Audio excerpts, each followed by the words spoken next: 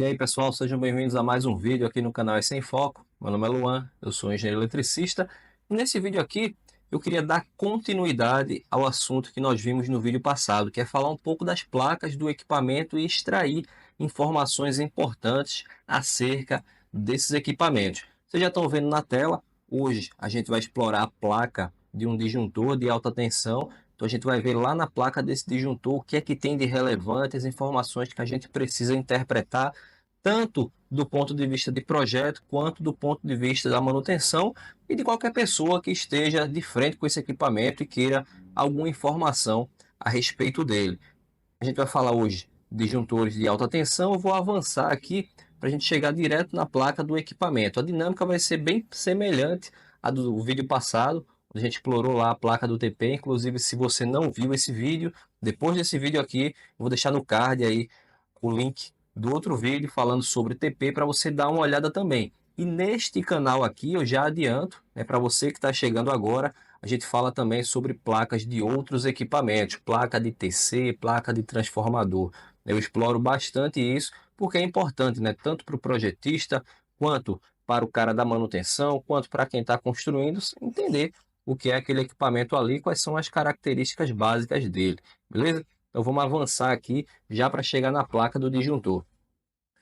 Olha só, a placa do disjuntor, na verdade, geralmente, em disjuntores de alta tensão, nós temos duas placas, né? A gente fala placa, mas na verdade a gente tem pelo menos duas placas que a gente está mostrando aqui.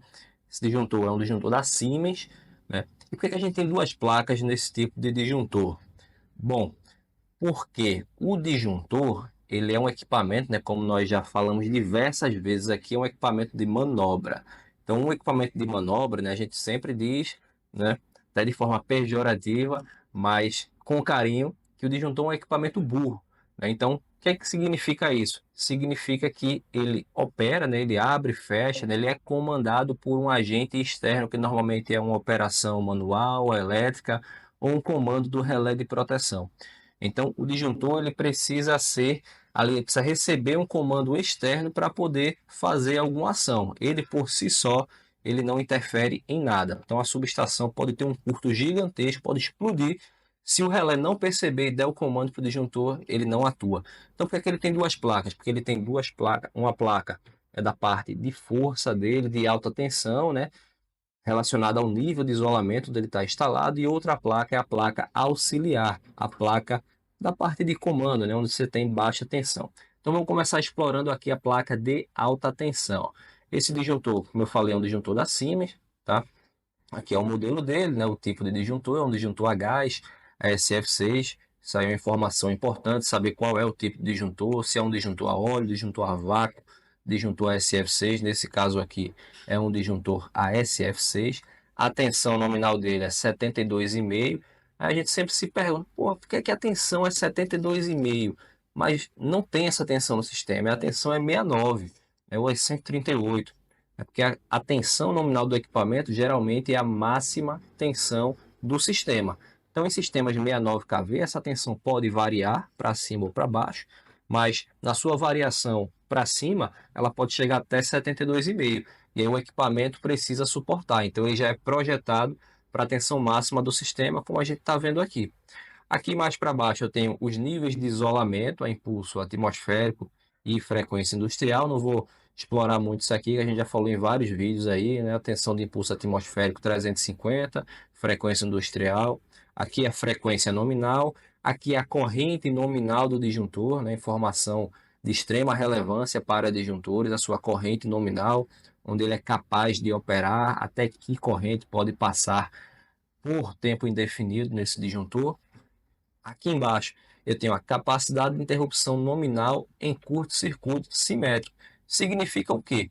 Que o disjuntor ele pode interromper uma corrente de curto de até 31,5 kA. Ou seja, esse disjuntor, se tiver um curto de 10 kA na instalação, esse disjuntor vai suportar. Se o curto for 20 kA, ele vai suportar. Se for 30 kA, ele vai suportar até 31,5.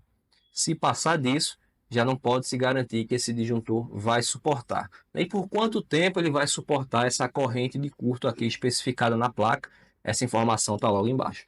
Então aqui, ó, o disjuntor suporta uma corrente de 31,5 por 1 segundo, tá? Então até 1 segundo, se o curto durar 1 segundo, o disjuntor vai suportar ali 31,5 kA. Se ele durar mais que isso, aí o disjuntor já não suporta os 31,5, a gente teria que fazer uma continha aí para entender aí quanto o disjuntor suportaria.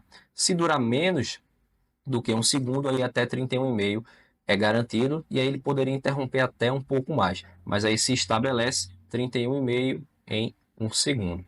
Simétrico, né? Aqui a capacidade, mais embaixo aqui, ó, de estabelecimento nominal em curto-circuito. Esse valor ele é elevado porque ele é dado em crista, ou seja, ele é aquele valor eficaz mais um fator que leva aí a crista da onda. Então, esse disjuntor ele tem a capacidade de estabelecimento aí em aproximadamente 82 kA de crista. Aqui a gente tem valores eficazes e aqui a gente tem crista, ou seja, valor instantâneo. Tá? Então, isso aí é a suportabilidade desse disjuntor. Aqui a suportabilidade dele também em discordância de fases, mas aqui é um valor eficaz. Então, tem essa diferença aí para valores eficazes e valores de crista. Aqui mais para baixo a gente tem a forma de operação, né? A sequência nominal desse disjuntor. Então, é aquela fórmula, né? Open, close, né? Open, close, O de open, C de close. Então, quando o disjuntor abre, ele pode fechar novamente, né? Ele tem que esperar um tempo de aproximadamente 0,3 segundos para poder fechar novamente e abrir, né? Close, open.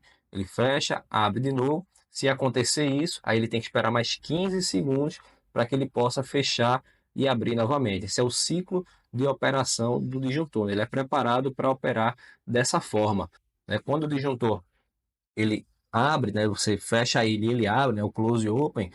Isso ele tem uma interrupção de corrente de curto e isso acaba desgastando, né? Isso na verdade solicita o disjuntor.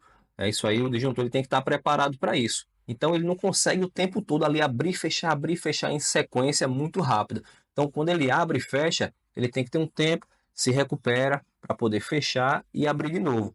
Isso aqui é muito importante, principalmente para a falha de disjuntor, né? Quando o disjuntor está em curto, que o ciclo de operação dele se abre e fecha, às vezes é muito rápido. E aí, se ele não tem essa espera, o disjuntor não suporta. Então, esse aqui é o tempo de a sequência, né, nominal de operação, né? Seria o ciclo de operação do disjuntor que é dado aqui. Aqui é o fator de primeiro polo, né, que a gente já falou também em outras aulas, é sempre igual a 1,5. Aqui é a pressão do gás, é que o fornecedor ele já traz isso aqui na placa, né, do equipamento.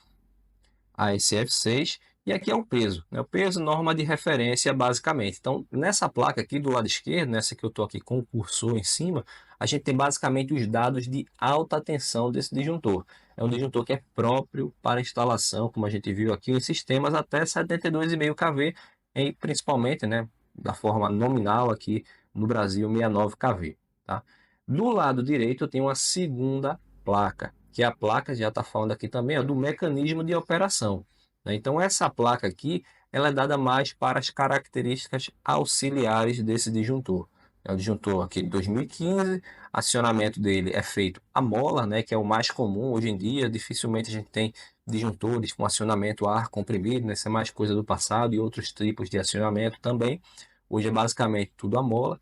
Aqui a gente tem contatos auxiliares, né, as tensões dele, tanto para fechamento quanto para abertura. Normalmente a tensão aí, quando é CC, né, o disjuntor ele fica ali geralmente 125 VCC nominal, e aí você tem as variações para baixo e para cima que estão dadas aqui, ó, até 100 volts, até 137,5 volts contínuo, né, VCC.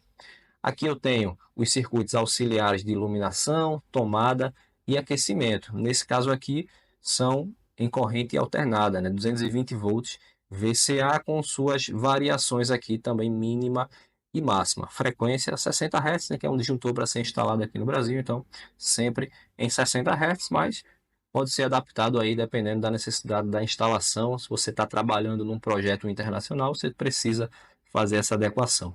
Circuito do motor, né, que é aquela tensão que vai alimentar o motor, né, o motor de carregamento da mola ali do disjuntor. Então você tem a tensão de alimentação, nesse caso aqui também, ó, é 125 VCC, né, corrente contínua, com as variações de mais 10% e menos 20%. Aqui você tem dados do motor, né? Corrente de partida, né? A corrente nominal dele, a potência do motor. Isso aqui é muito importante para a gente fazer o dimensionamento lá do circuito auxiliar, né? Do transformador de serviço auxiliar. Então tá aqui esses dados, né? O tempo de funcionamento após a operação são dados do motor, basicamente. Aqui um pouco mais embaixo a gente tem dados da bobina, também a potência. Isso aqui é muito relevante para a gente fazer aí esse dimensionamento, né, do serviço auxiliar. Então você tem os dados aqui, ó, de bobina de abertura, bobina de fechamento também, e aqui o peso, né, peso e norma de referência, como tem aqui. Então veja que a placa do disjuntor, assim como todos os equipamentos, ele traz características muito relevantes do equipamento, né? O resumo do equipamento em suas características é dado na placa, né? Em resumo, né? Todo o resumo do equipamento ali, tudo que aquele equipamento tem de características elétricas, mecânicas, isso se resume na placa. Então você tem características de tensão, características de corrente, né, disso para alta tensão, de tensões auxiliares, no caso de disjuntor, a forma de operação do disjuntor, né, a sequência nominal de operação está lá, pressão de gás para disjuntores ASF6, então veja que são informações de extrema relevância. Ah, Luan, mas eu só uso isso se eu for fazer projeto, né, de ampliação em subestações antigas. Não.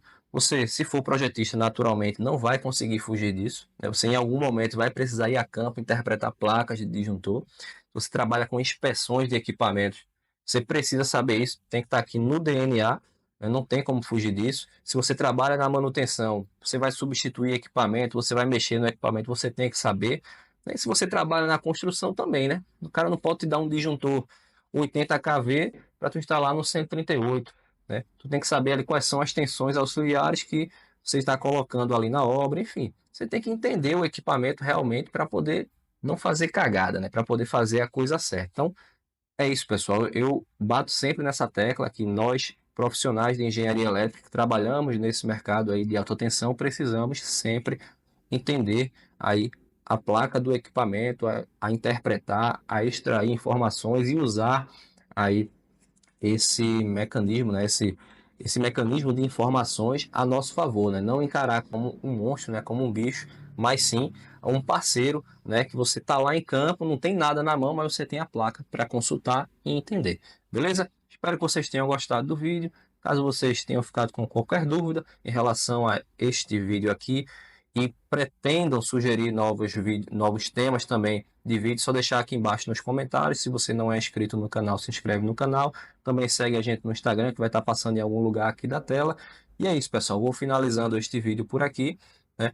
Um grande abraço a todos e eu vejo vocês no próximo vídeo.